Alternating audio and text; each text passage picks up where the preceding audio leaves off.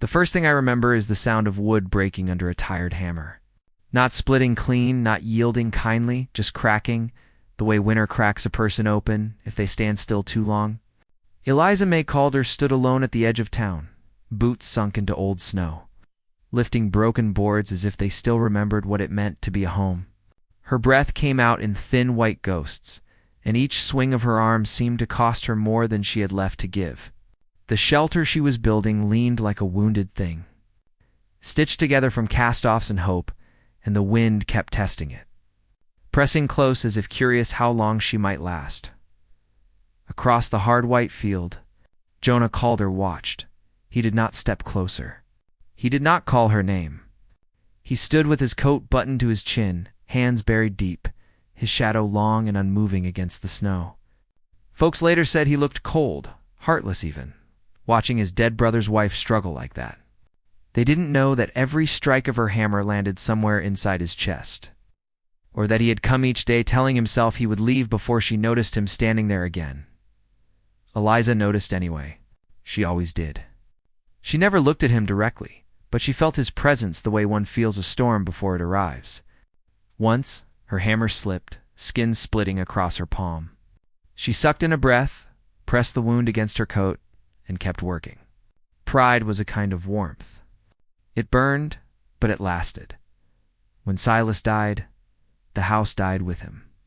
The bank took its time, slow and polite, but it took everything just the same. Furniture hauled away, windows boarded up, the door locked with a final sound that echoed longer than it should have. Eliza had stood there afterward, key useless in her hand, realizing that grief was not the worst thing that could happen to a person. Being erased came close. She did not beg. That part mattered to her. She packed what little she had into a cart and moved to the outskirts, where the land forgot names and no one asked questions they didn't want answered. Broken boards were easier to come by than kindness, and so she gathered them one by one, her skirts stiff with frost, her back learning the shape of endurance. The town, of course, had its opinions. Martha Bell leaned close to whoever would listen, voice low and sharp as a needle. A widow too proud for charity. A woman building where she did not belong. Some said Jonah Calder should put a stop to it. Others said he already had by doing nothing at all. Children stared when Eliza passed through for supplies, their mothers pulling them closer as if misfortune were catching. Even the Reverend gentle-eyed Thomas Hale offered prayers instead of help, which was its own kind of distance. Jonah heard it all. The whispers followed him into the stable, into the general store, into sleep. They scraped against the promise he had made at Silas's grave, words spoken into frozen earth. I'll keep my distance. I won't complicate what's already broken. Loving her, if that was even the word, had never been an option.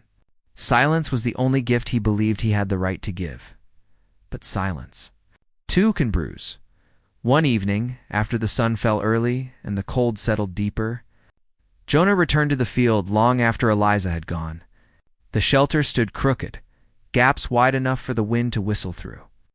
He set down his lantern and worked quickly, hands sure from years of fixing what other men left behind.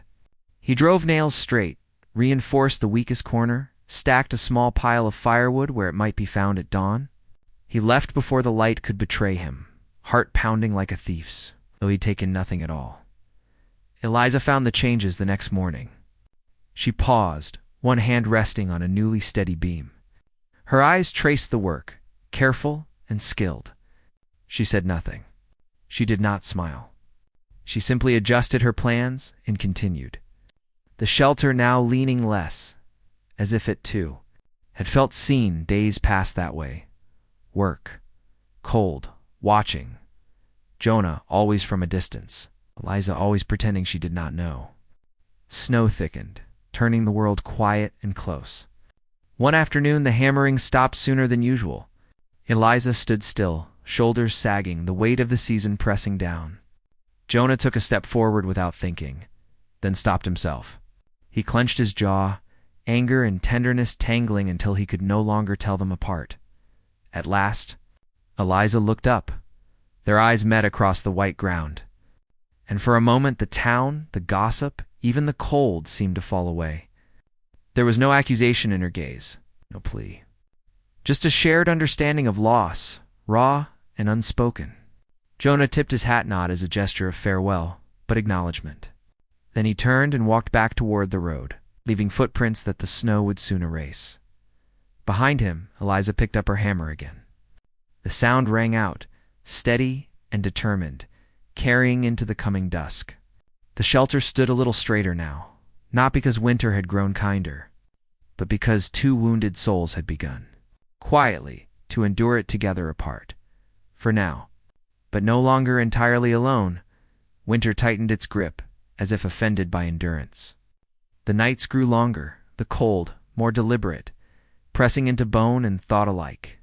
Eliza learned the language of the dark, how to bank a fire so it would not betray her in sleep, how to listen for the creak that meant a board was giving way, how to fold loneliness into work until it dulled its own edge. Each morning she found small mercies left behind, a better brace here, a tighter seam there. Jonah never spoke of them. She never thanked him. Gratitude, like everything between them, moved quietly. The town noticed the shelter standing straighter, noticed Eliza walking with less haste, her chin lifted a fraction higher. That was when the whispers sharpened. Martha Bell's voice carried farther than the church bell on a still day. A widow and her dead husband's brother. Impropriety thrives on silence, and Jonah's restraint only fed it. Men paused their work to stare. Women looked through Eliza as if she were already a ghost. The Reverend offered a sermon on propriety that found its way to Jonah's ears. Heavy with implication, Jonah said nothing until the afternoon. The accusation was spoken aloud. It happened at the general store, a place that smelled of grain and kerosene and judgment. Eliza stood at the counter counting coins twice, aware of every eye. Martha Bell leaned in, voice sweet as wrought, and asked if Eliza planned to winter with a man's help now. The room stilled. Jonah felt something settle in him then, a final weight. He stepped forward, boots loud on the plank floor, and set it down. She winters with her own hands, he said, calm as snowfall. Same as she always has, Martha scoffed. Jonah did not raise his voice. He spoke of Silas, of promises made and kept, of how help could be given without ownership, care without claim. He did not defend himself. He defended Eliza's dignity, and in doing so, surrendered a portion of his fear. The room breathed again. Some looked away, shamed by their ease with cruelty. Eliza met Jonah's eyes once, a brief nod permission, perhaps, or thanks. He answered with stillness. The storm came 3 days later, announced by a sky the color of old iron. Wind rose in a single breath and did not stop. Snow erased the road, the fence lines, the notion of distance.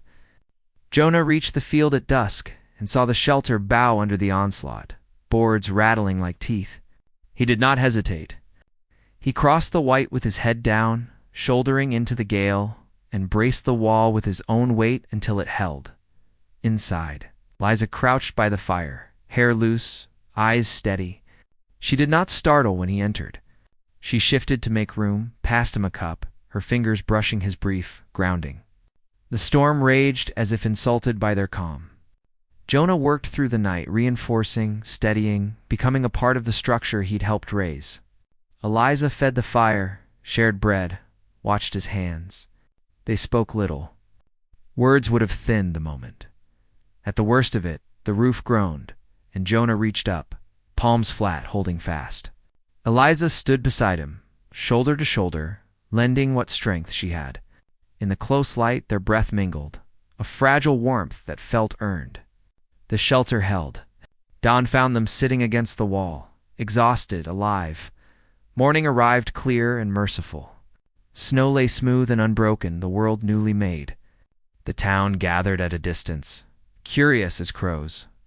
Eliza stepped out first, her face marked by soot and resolve. Jonah followed, hat in hand. No explanations were offered. None were required. Old Ben Crowley came with a plank. The Reverend brought nails. Even Martha Bell turned away, her story finally starved of air. The shelter stood not perfect, but true. Eliza stood, too, her back straight, her future no longer borrowed from rumor. Jonah took his place beside her, not ahead, not behind. In the weeks that followed, they worked openly. Care became visible without becoming spectacle. Love, if that was the word, grew the way winter breaks slow, inevitable.